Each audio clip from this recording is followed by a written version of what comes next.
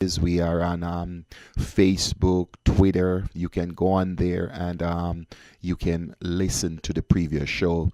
Tonight's show is going to be part two. So if you missed last week, you may want to catch up. You may want to catch up and listen to part one. But tonight we're going to go into part two. The phone lines are open in the studio. 954-792-1170, 954-792-1170. And you can also reach me directly, 754-366-7311, 754-366-7311. There are items that you may not want to discuss on the air, you may not want to put on the internet. Oh, we also have an email address, support@financialliteracy.info, support@financialliteracy.info. But for stuff that you don't want to put there and you don't want to call in the radio station, you can reach me directly at 754-366-7311, 754-366-7311, and I'll gladly address your questions. So thank you for joining us. It's Sunday evening, and as you know, we're in school. So basically we're having Sunday school at night, and the topics tonight are very important. As usual, you guys hear me say that every week, but tonight it's critical in the sense that remember, there are some topics we talk about that does not impact everyone, but the topics tonight, finishing up from last week, part two of financial blunders, lessons we never learn. That's what we started last week. That was part one, and we're going to finish up with part two. And then after we finish with part two, we're going to go into today's topics. Roth IRA, which is considered the America's newest tax break. So we're going to share some insights with you on that later.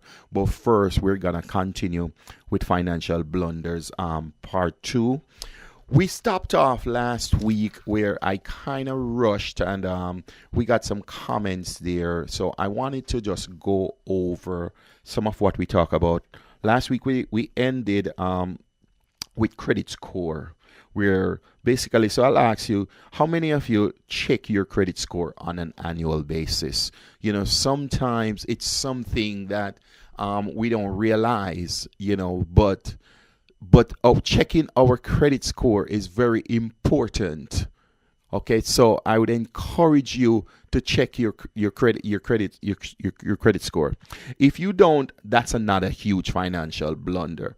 Reason being is that many credit reports contain some type of error. It could be something small like a misapplied credit card payment, or it could be something more devastating such as identity theft. Yes, identity theft is at an all-time rise. It's probably one of the number one intangible crime that's going on right there now. Also, it's a responsibility of the credit reporting agency to supply accurate information. They are not but they are not responsible for verifying updates received from the creditor community, because what is happening, vendors will send them information, and once they validate that that's a legit vendor, they don't know about the information, so they're gonna report if it's a legit vendor, whether it's a you take any store, whether it's a Best Buy, any store, they're gonna provide the information to the credit bureau, and once the credit bureau verify that's a legitimate vendor, it's not their responsibility to, because they don't know, they are just taking the information. So there's some responsibility on your part. Only you know what credit cards you have or loans you have secured. Therefore, you should check each of your credit reports annually. This is especially important, as I mentioned. Identity theft is on the rise, and if you're not checking your credit reports for accurate information, you could be in for some big surprises. The phone lines are still open, 954-792-1170, 954-792-1170. We're here to take your calls. Any comments, any concerns, even stuff that you may want to share to your fellow listeners. You can call in and you can share a comment, you can ask a question. And if you don't, as I said before, if you don't want to call in on the radio station, you can call me directly, 754-366-7311. Okay. Moving along. So basically, each individual, you can check your credit score for free each year. Every U.S. resident or citizen is allowed that privilege, where and you can order your credit reports. You can go online, and these are some of the stuff that I says. So I hope you have gotten your pen and you have gotten your paper. So I'm gonna give you some information that you can make note of. Okay. So give you a few seconds to get that. Yes, I guess you have gotten it. So the telephone number to order your credit report. Even and let me say that before even giving you the number. Sometimes, even if you have challenges reading your credit report and you don't have someone to help you, these are some of the services that we provide. And as I said, I join you as a member of SOFA, and these services are 100% complimentary. So please never hesitate. It's something that we do. I will also help you with that. You can call me directly, 754-366-7311, 754-366-7311. You can email support@financialliteracy.info, support@financialliteracy.info. So the telephone number to call to get your annual credit report is 877-322-8228. That's 877-322-8228. And if you are more comfortable with, you can also mail the request. You can mail the request at Annual Credit Report Request Service. Annual Credit Report Request Service. And it's P.O. Box 105281. P.O. Box 105281, Atlanta, Georgia 30348. Atlanta, Georgia 30348. And you can also get it online, annualcreditreport.com. annualcreditreport.com.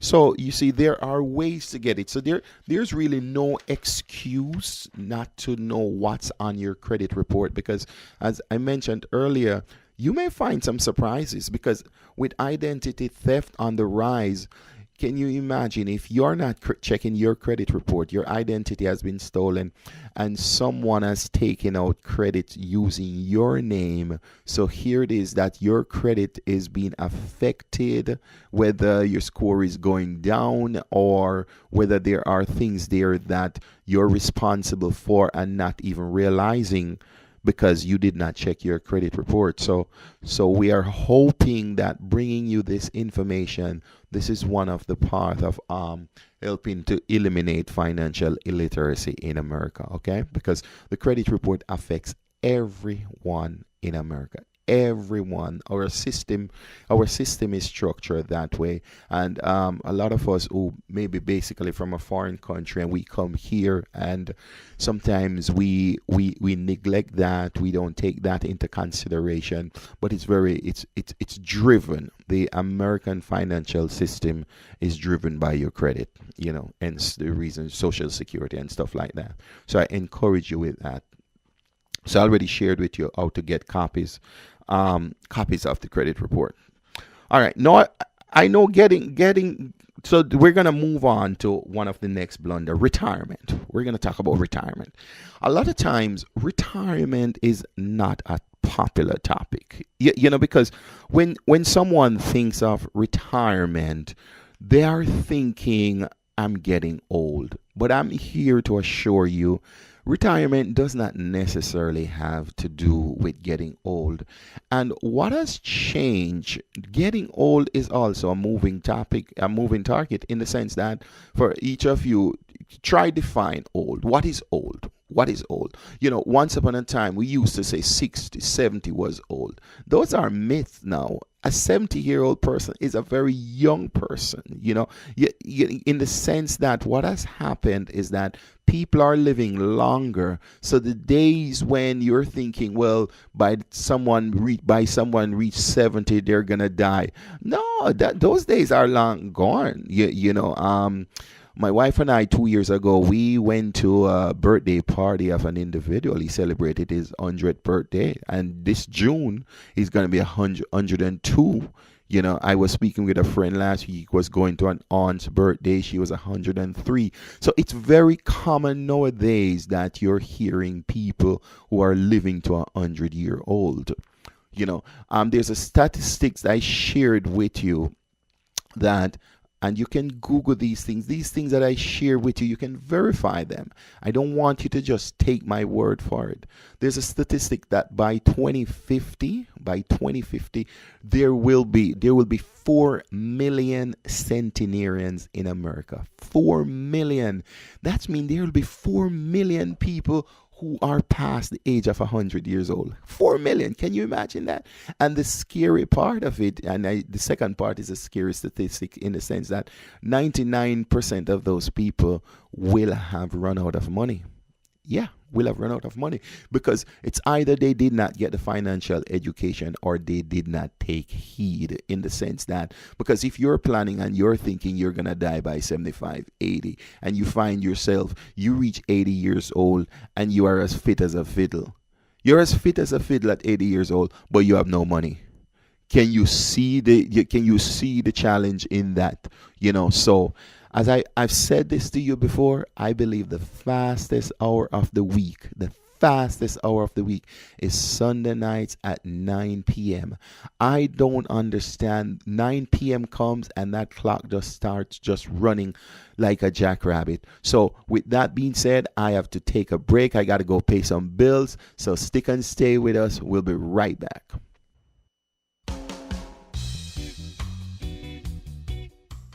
Welcome back. Thank you for sticking and staying with us. And the phone lines are still open, 954-792-1170, 954-792-1170. We're here to take your calls.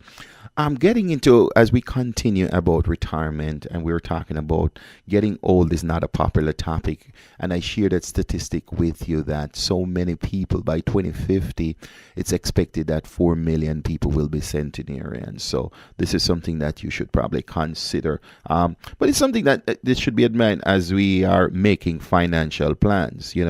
Many people fail to properly prepare for retirement.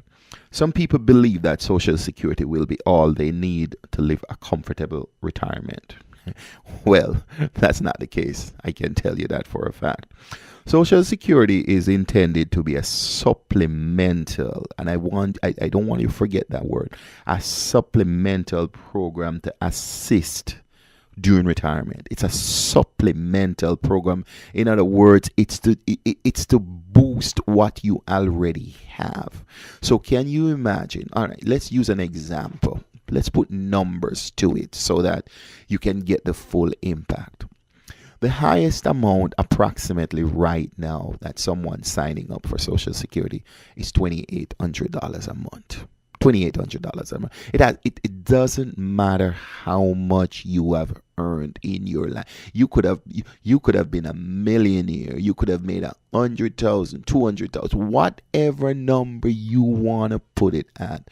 The highest amount you're gonna get for Social Security is approximately $2,800 a month.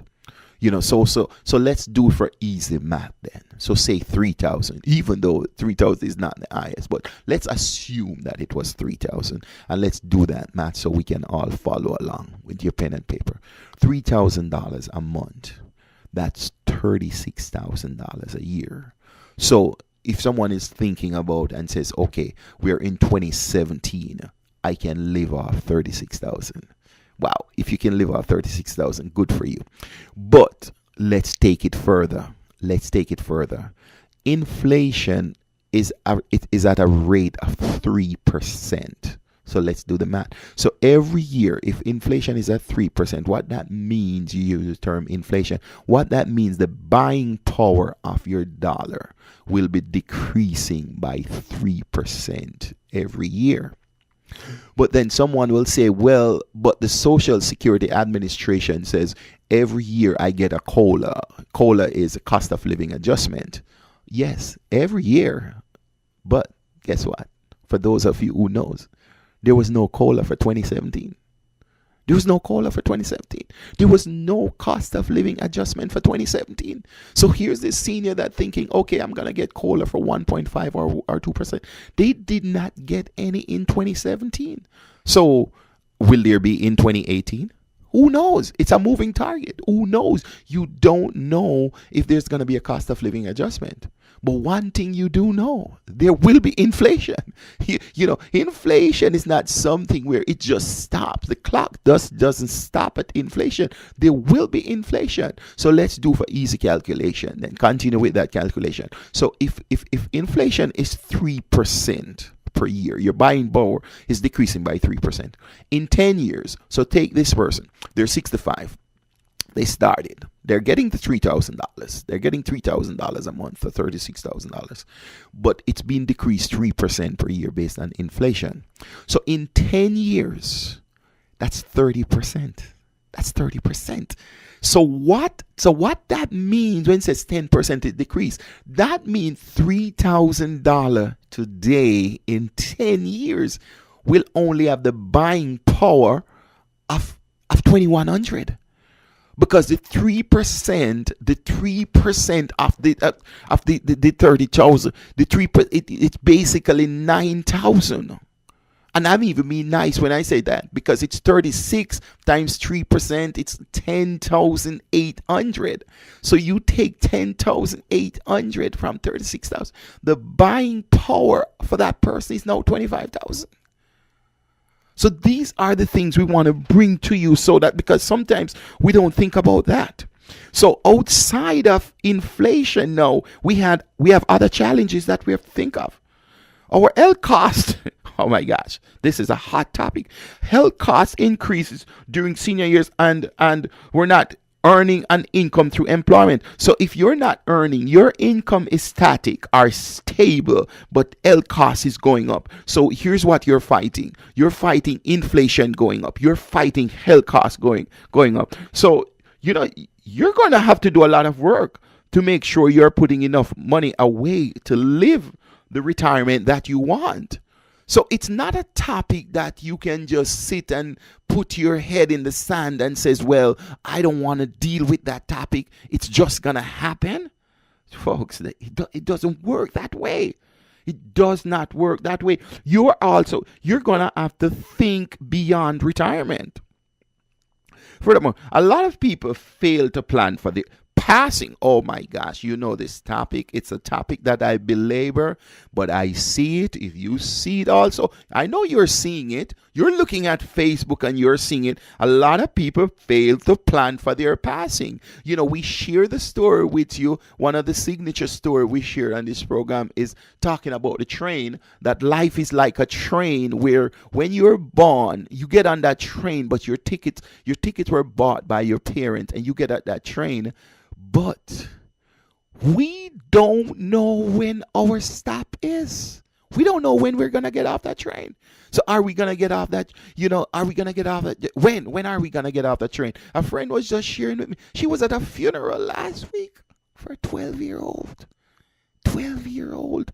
So sometimes we want to put a number to when we're going to get off a train. We don't know. This 12-year-old was diagnosed with cancer at 3 years old and lived for 9 years with cancer at 3-year-old. So if 3-year-olds are losing their lives, for most of you are listening now, I believe you are more than 12 years old. So if 12-year-old can die, you're going to look at yourself and says, well, okay, it's not my time. It's not something we know.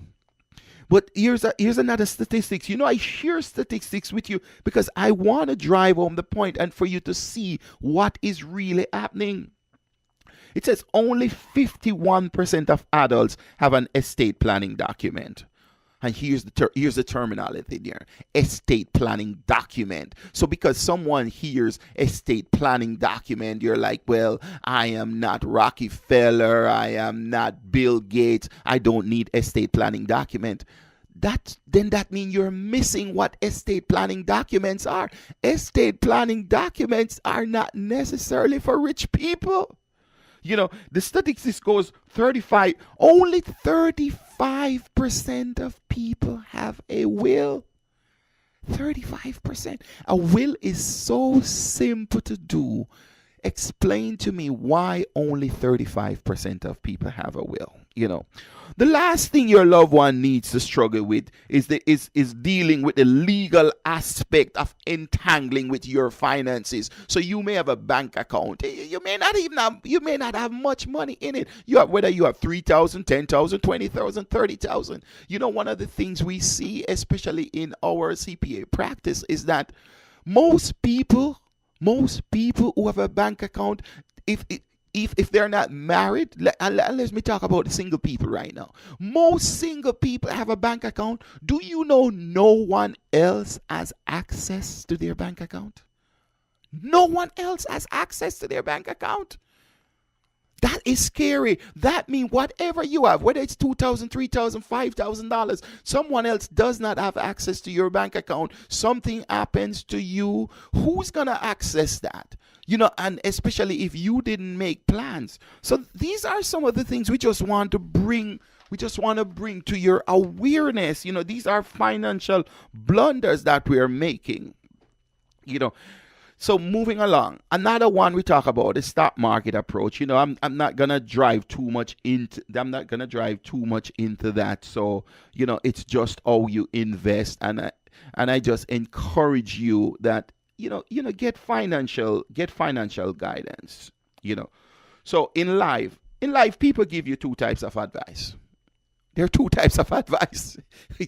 We can try to make it sophisticated, but in life there are only two types of advice: good and bad. Good and bad. You can call it anything you want, but there are two types of advice: good and bad. You may have a well-intentioned relative or friend who understands insurance, dabbles in the stocks, but if that person is not educated on the products and services that can help you build a financial life, I'm sorry, you shouldn't be listening to them. You shouldn't be listening to them. You wouldn't take your motorcycle to a bicycle repairman, would you?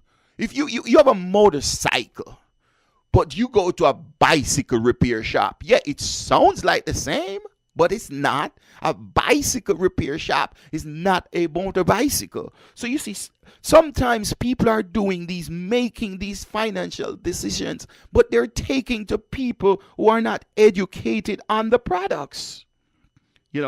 And you should never act solely on the information. I've mentioned to you that you can look up Google, you can look up Wikipedia, but I don't encourage you to just live solely on the internet, because you also have to wonder what's the source. A lot of blogs offer fantastic advice, but it's generalized. Remember, your system, as we're helping you to develop a personal economic model. So you cannot just based on what one person. It's a personal economic model. The clock on the wall, I tell you, I look at it and it's just jumping. So I have to take a quick commercial break, and we will be right back on the other side. Stick and stay with us. Welcome back. Thank you for sticking and staying with us. The phone lines are open still. 954-792-1170. 954-792-1170. You can call me directly, 754-366-7311.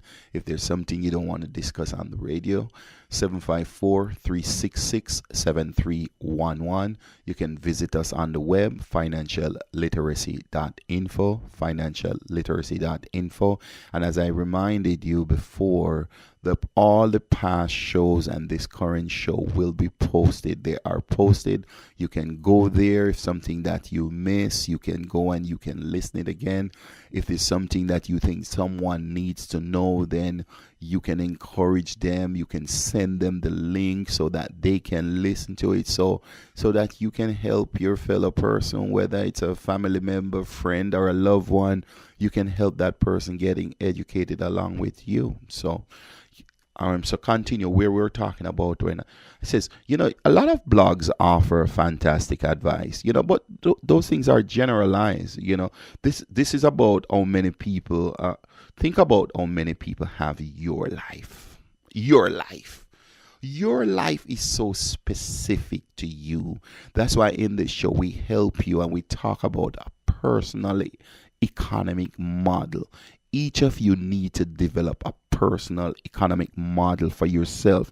No one has experienced the same exact circumstances you have. No one has the habits you have of knowledge and capabilities. When you take information from reliable sources, you don't conform to that knowledge to your circumstances. You conform your circumstances to that information. And that can be so confusing in that you're going to conform to that knowledge. No, you conform your circumstances, because once you get that knowledge, a lot of times we can have knowledge and not realizing we think knowledge is enough. No, knowledge stops there. Wisdom takes over from knowledge. Wisdom is the utilization of knowledge. A lot of times people say knowledge is power, but that's half truth. Knowledge has no power if you're not using it. And that's where wisdom comes in, the utilization of the knowledge. So we go along. By doing so, you limit your options. None of us fit into a nice round hole. We'd like to think that this is just so perfect and we just fit into it. It's sad, but it's not true. We're individuals. And to get the best advice, you deal with planning for retirement and evaluate your insurance need, you have to talk to a professional. But that being said, just because someone is a professional, you also have to check the person out. Do your homework. Don't take it for granted because the person have a particular title. You're just going to accept that. Do your homework. Interview the person. And let's see, because if someone is just starting and they're going to tell you a solution, here's a good clue for you. If someone is going to tell you a solution to a problem, but they didn't ask you yours, then that's not your solution they're providing. They are giving you something which is self-serving. So evaluate that. Did the person ask you any question? Next thing, so we're wrapping up this because I know some of you're waiting for but this is such an important topic. I didn't want to leave it incomplete because we are making these financial blunders, and if these things, it's just a one-day thing and we do it and it's gone, but a lot of these blunders that we are making will carry through to our life. I mentioned that you have to be cautious with dealing with professionals. You want to make sure the people you are working with have a good reputation and that they have been able to assist people in your position before. So ask the person, give examples. Someone should be able to give examples about people that they have helped. If they have not helped people navigate through a circumstances or situation, then that person may be practicing on you. So be careful about being practicing on you with the person not having any experience. So do your homework. Google the company's name or insurance agents, research their Better Business Bureau profile. Do they have a good rating? Have there been a lot of complaints? If so, have those complaints been satisfied? So do that. Do your homework. Do your homework on that. The phone lines are open. So we're going to move along to the next topic, but I wanted to bring that to you. Phone lines are open, 954-792-1170, 954-792-1170. Reminding you, this is Hubert McIntosh, your CPA, a member of SOFA, the Society for Financial Awareness. SOFA's one mission is to help eradicate financial illiteracy in America, one community at a time. And I've joined along with SOFA so that we can bring this information to this community. We have created a website, financialliteracy.info. You can check it out, financialliteracy.info. You can put your questions, you can put your comments there. You know, we value every comment, we value every question. We promise that we will get back to you within 24 to 48 hours. You can email us, support@financialliteracy.info, support@financialliteracy.info, and you can call me directly, 754-366-7311. So I just want to thank you for that. So moving along to the next topic. The topic, Roth IRA, America's new tax break. Topic sounds lofty, right? America's next new tax break. So why are we talking about tax break? Anytime you're gonna talk about a solution to something, you have to first identify, is there a problem? Is there a problem? Because trying to find a solution to something when a problem is not identified may be a false solution. So let's talk about it. Where are we right now in America regarding taxes? Where are we right now? Okay. Currently, the gap between average tax rates and public debt is at a historical high. Costs for current and future government stimulus programs are staggering. As public debt skyrockets, someone will have to pay for it. Yes, someone will have to pay for it. And who do you think that will be? Let's ask yourself, who will pay for the public debt that is skyrocketing in the government? Who's paying for it? Someone will. So if you are looking to your left and looking to your right, you're being in denial. All you have to do is look at that mirror and you're going to see who's going to pay for it. That person in the mirror. So knowing that we're going to pay for it, how do we deal with it? Are we just gonna leave it to chance, or are we gonna take some proactive measures? You know. So one of the questions you have to ask yourself, do you think tax rates will be lower in the future? That's a question. You answer it yourself. How many feel that they will be the same? Tax rates will be the same. So two questions we have on the floor. Will tax rate be lower in the future? Will tax rate be the same? How many feel that it will be higher? So we have three things. It's either can stay the same, it can go lower, it can go higher. So we each have to answer that question for ourselves. And even when we answer it for ourselves, it doesn't mean that the answer you give yourself is correct. That's the scary part of it, because we're going to have an opinion, and if our opinion is based on emotion, we spoke about that last week. If we're making these decisions with emotion, and I used a phrase last week to help you to identify when you're making these decisions. If you find yourself saying, I don't feel, or I feel, once you use that word feel, once you use that word F-E, once you use that feel word, that means it's an emotional decision. So generally, I think we would all generally agree that there's a greater likelihood that tax rates will be the same or higher in the future, as opposed to tax rates decreasing. So let's take one off the table then. We know tax rates not going to decrease. Yes, you hear that in political agenda that tax rates is going to decrease, but let's be real. The Congressional Budget Office feels they have done a statistic. The Congressional Budget Office, it's the part of Congress in the House where it's a committee that helps to define the budget of America. Where are we? Where do we plan to be? Currently, tax rates for low and middle income taxpayers are fairly close.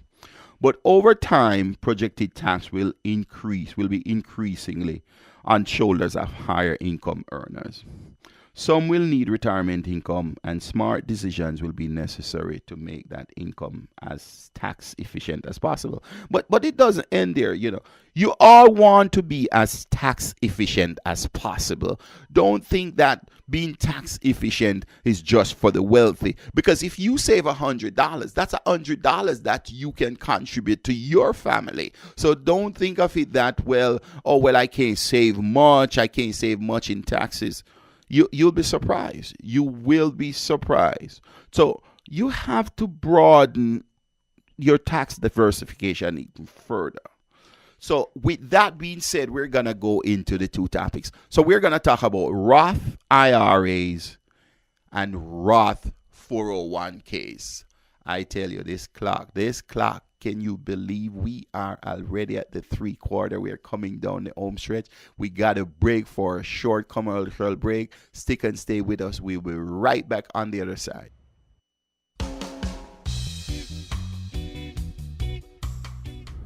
Welcome back. Thank you for staying with us.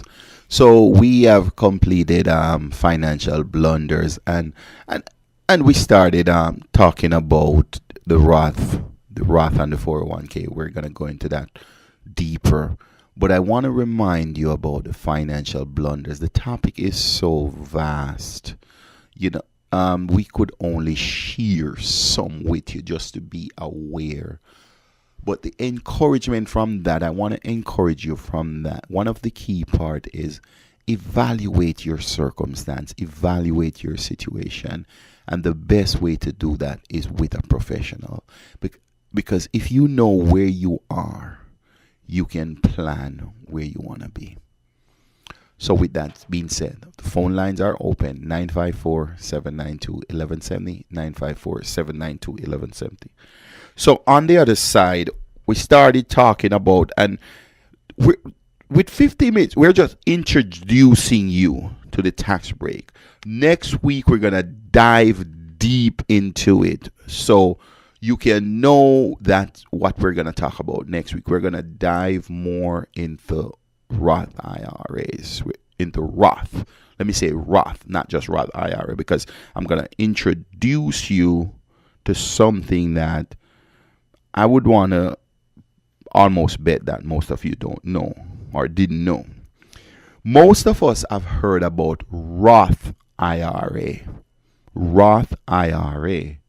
But do you know there's also a Roth 401k? Yeah, there's a Roth 401k. There is a Roth 401k. So here is a question that I'm going to place in your mind right now. If there's a Roth 401k, and it's just a question, but you answer this question yourself. If there's a Roth 401k, why do most employers don't tell you about it? It's a question. Why is it on your job you hear about the 401k? And if there's a Roth 401k, why is it that you have never heard about it? So it's just a question dealing with the health and because if we know about a Roth IRA, we know that there's a Roth IRA because that's publicized, and we know that there's traditional IRA, and we know there is a Roth IRA. We know that. So we have a choice there with our IRA, whether we're gonna make it traditional, that is where you basically you take the tax deduction knowing that it's going to be deferred in the future. With the Roth, you pay the tax and it grows tax free.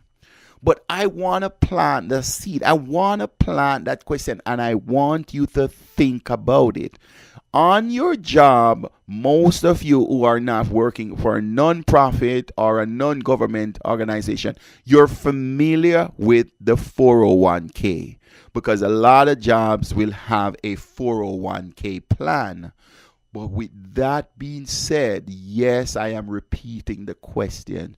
Why have you not heard about the Roth 401k? And as you think about the answer, I'm just going to share one answer with you. And you can ponder on it. You see, Roth 401k don't pay any taxes. You think that may be a mistake? I'm just throwing out there. You think it's a mistake that you may not have heard about the Roth 401k? Why is it that when your employer does this annual enrollment period and you get this letter and a annual enrollment period is November, October, whatever the date is, and then you have these guys come in, some of them like myself, and they come in and they dress in their suits and they come and they tell you about the 401k plan that the company has prepared for you. But they don't talk about Roth 401k. Why the company hasn't put that on? Why isn't it? Because the same way they're showing you the 401k, and if there's a Roth 401k, why the company don't include that in the menu? It's just a question I just want to throw out. And I like to talk about history. So we go back again, the past few weeks, what I've been sharing with you, and I love to use a cell phone. I love to use a cell phone, that, because I ask you, so most of us now have a smartphone. Yeah, we have a smartphone. But 30 years ago, there was no smartphone. The cell phone was basically came out in 1986. That's 30, 31 years, however you want to look at it. There was no smartphone, but you have phones now that they're so smart. They're like computers. I got two of them right here with me. I got two. Yes, I got two. I got two of them right here with me. So a lot of us have smartphones. So in life, there are things that has evolved. So you hear about, now we're talking about the Roth, and we talk about insurance where it says, do you have regular insurance or do you have a smart insurance? Because there's smart insurance also. So it's the same way now with the 401k. Do you have a smart 401k? Because a smart 401k is a Roth. But do you have it? Why is it that your employer don't have it? It's a smart 401k. So you have the regular 401k. 401 came out 1974. The act was passed. It was part of ERISA.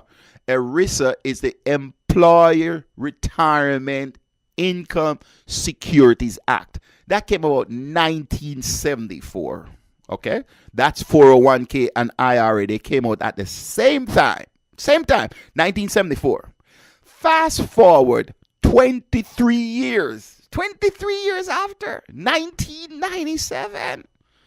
Roth was introduced by Senator William Roth of Delaware. So you're here and you see Roth and you're thinking, this thing is so old. 1997. The Roth is not even 20 years old.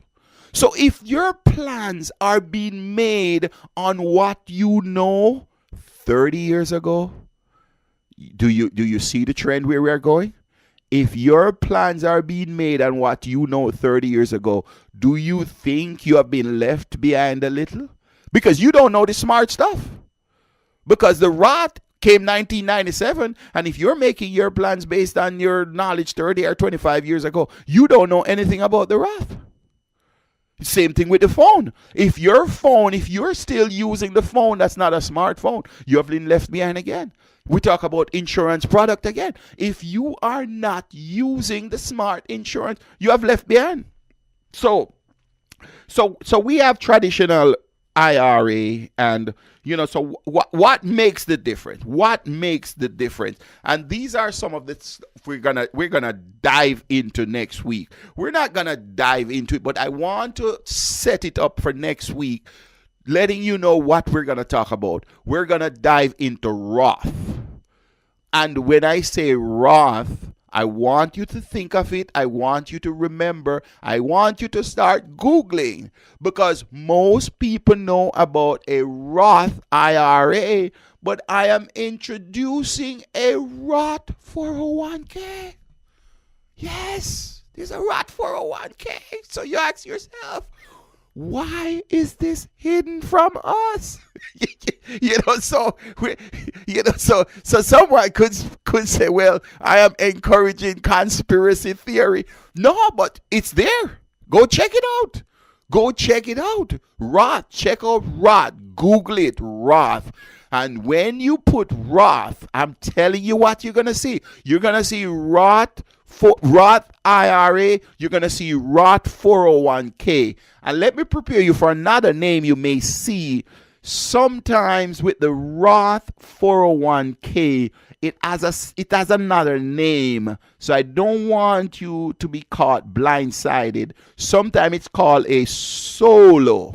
You also have a solo K. Yeah, a solo K.